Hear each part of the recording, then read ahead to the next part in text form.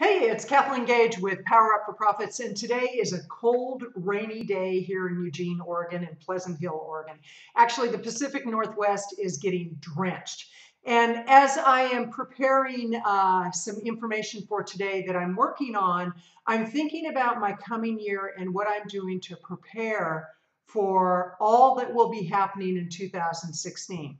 Today, I saw a book launch on Facebook, and it was really interesting because the model being used is a model that's well over a decade old. In some ways, it's a very outdated model. And if it works, great. But for many people, they're still using an outdated book launch model. They're using an outdated product launch model.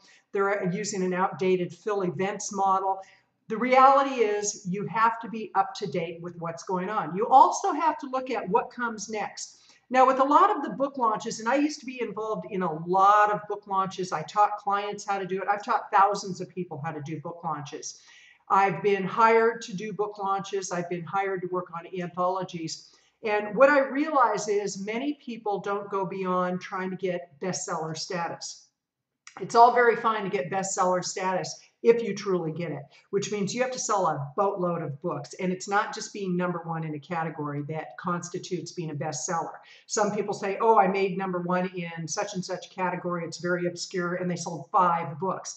Let's be real about what it takes to get the status that you're looking for. And let's be real about what you're going to do after the fact. So you've accomplished a goal. You've become a best-selling author. What comes next? What are you going to do with that? Do you have a follow-up plan in place?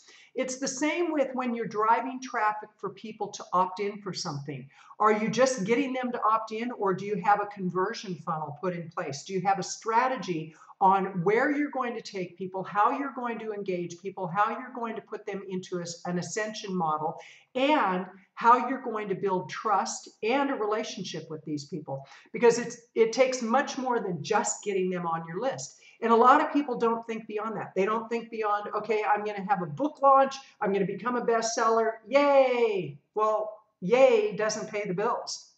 It's the same with building an opt-in subscriber list. A lot of people say, I've got to drive traffic. I've got to build a list. Well, unless you have something planned on the back end, what good is your list? You really want to step back, plan out where you want to take people, plan out what you want the outcome of something to lead to, and you'll get a much greater result that way.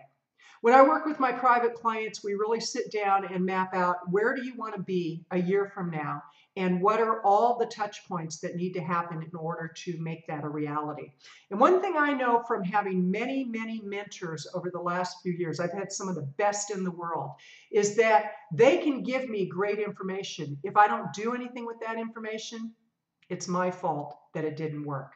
So the recommendation I have for you today is look beyond the obvious, look beyond the bestseller status, or look beyond the opt-in that you get. Where are you taking people? What's the plan? What's the journey that you have in place that will build trust? It'll build engagement. It'll build your revenues. This is Kathleen Gage with Power Up for Profits, encouraging you, have a great day, play full out, and really strategize what you're doing. Don't just be doing something because you think that's what you should be doing.